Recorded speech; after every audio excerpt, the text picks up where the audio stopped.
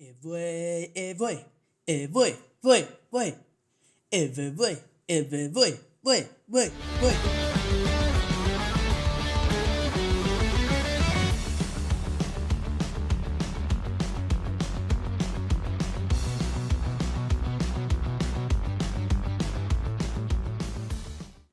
Yes, ladies and gentlemen, episode 99 of Pokemon Sun and Moon anime just dropped, and now we finally know who this Eevee that we've seen for the last 6 episodes is going to go to. So, let's watch and find out.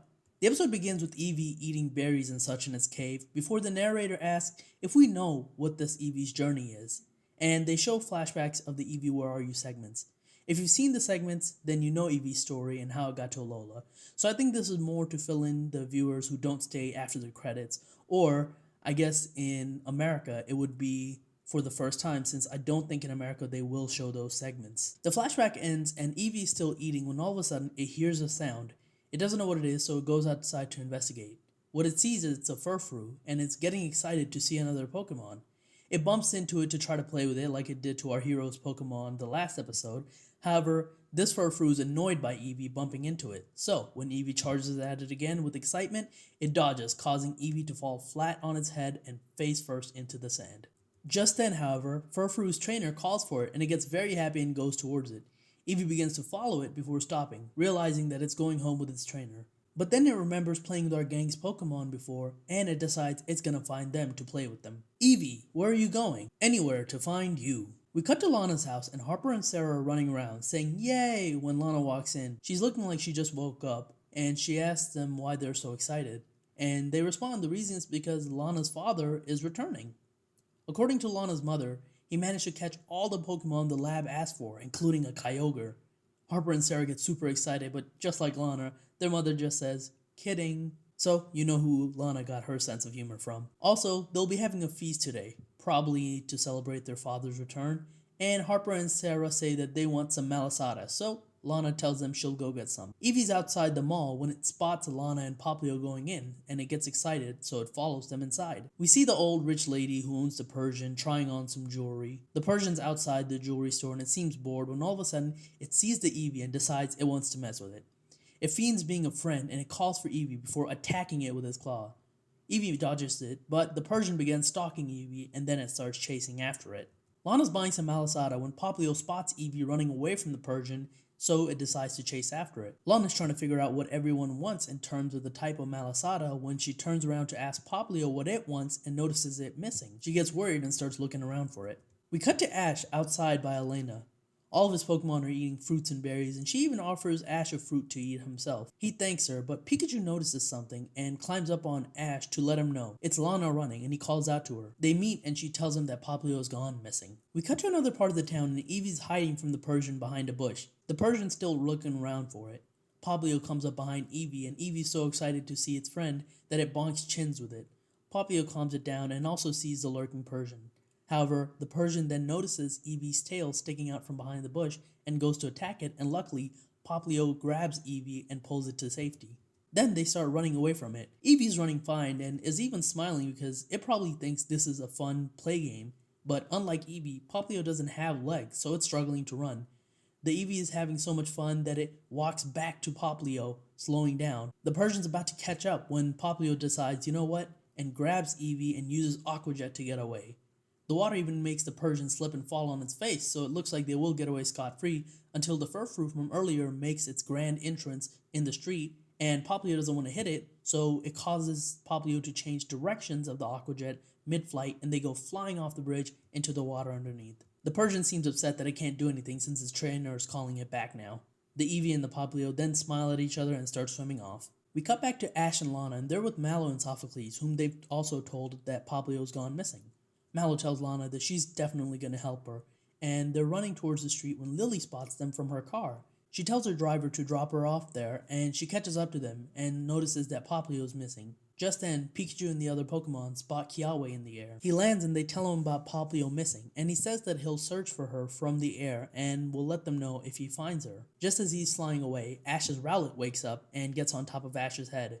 Pikachu then climbs up on Ash and tells Rowlet that Poplio's missing. So Rowlet, looking determined, starts flying away to try to find it, and the gang waves him good luck on a search. We cut to the beach, and at the end of the dam, Eevee and Popplio have gotten out of the dam. The Eevee dries itself off when it sees Team Skull's Garbodor, Zubat, and Salazzle. It gets excited because it thinks it can play with them. Popplio, on the other hand, looks exhausted, and when it starts seeing the Eevee run towards them, is horrified. It bumps into the 3 Pokemon and it looks like it says it wants to play with them. The other Pokemon just don't really know how to react, and Popplio comes in front of them and tries to apologize for Eevee's behavior. Just then, however, the Team Skull grunts come down and ask what's going on.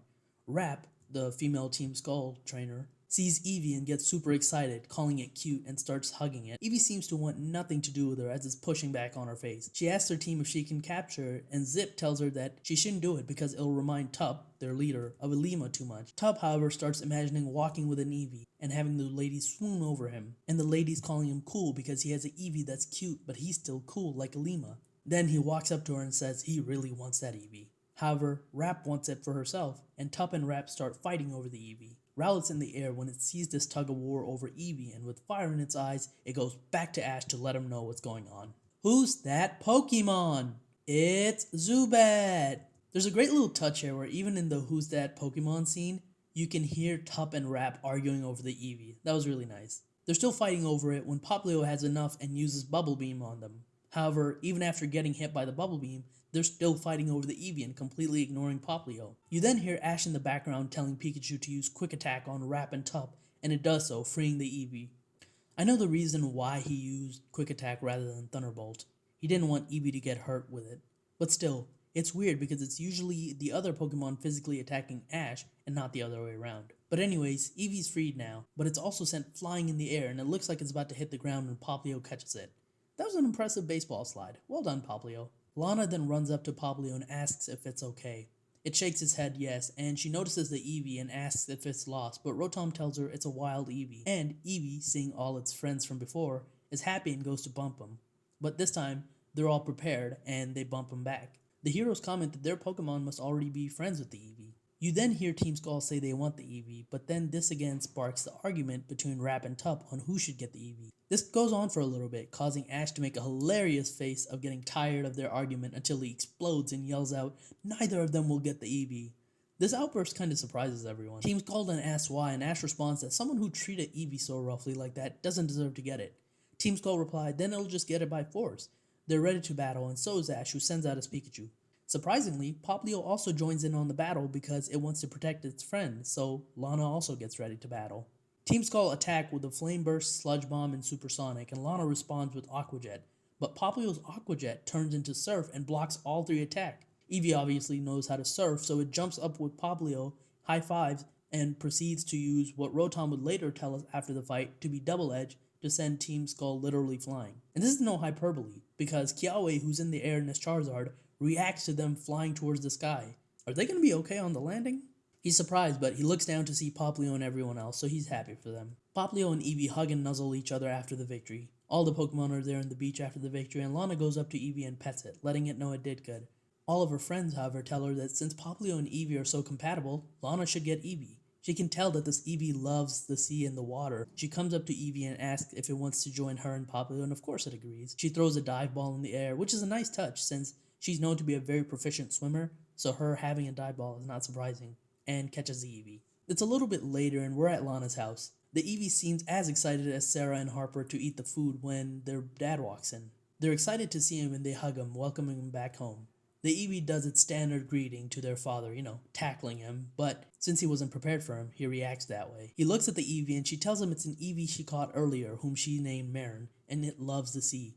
He looks at it for a second before realizing he actually saw this Eevee riding on a Mantine while he was in the sea fishing for Pokemon. She then lays him down and trims his bangs. To me, the Eevee with the different haircut looks so strange, since now it looks nothing like its poster from Season 22. But anyway, she asks if that feels better to the Eevee and it agrees. And that's the end of the episode. One nice detail they did was that they updated the outro with Eevee's new haircut. So I bet you anything, starting next episode, the intro will also have Eevee's new haircut. The after credit scene, that means no more Eevee Where You Going segment, plays.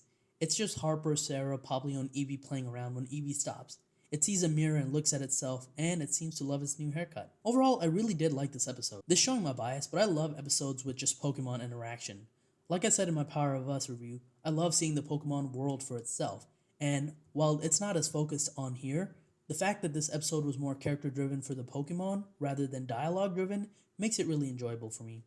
I should also address the controversy that I've already seen online, the fact that Eevee went to Lana and not Ash like many thought or hoped for. Personally, I don't mind either way, but it does make the Season 22 poster kind of completely irrelevant if this is the end of Eevee's journey. It was in front of the poster with its old haircut, so you would think that it would be a major part of this arc. And yes, while 6 episodes of Eevee is a lot, those were only in small segments. In fact, it was such a non-focus that they were able to recap its journey in this episode itself. And going forward, it probably won't be a focus anymore since Lana is a secondary character to Ash. Again, I'm not complaining about it, but it also makes me a bit worried about the future of the Sun and Moon, especially this season. While I am enjoying this season for the most part, looking at the poster, the only new things we've yet to see is Brock and Misty, and they've already been confirmed to be in just 2 episodes like the Kanto special before heading back. This makes me wonder, how far have the writers thought ahead?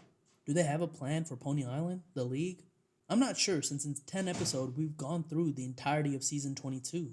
Almost. Hopefully my fears are unjustified and we'll get an incredible Season 22, but still, it does make me a little bit worried. The next episode is episode 100, so it looks like Ash will be fighting Tapu Koko before going into the Guzzlord world and meeting a trainer with a Zeraora. This will be the 100th episode, so I'm hoping they pull out all the stops for this episode. But anyways, that's going to be it for my Sun and Moon review. Thank you so much for watching.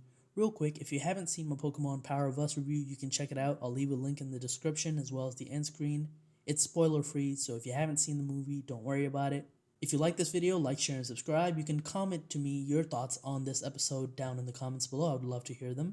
You can also follow me on Twitter at TheRealPDGaming. Join me next time for episode 100, the big 100, and I'll talk to you guys later. Peace.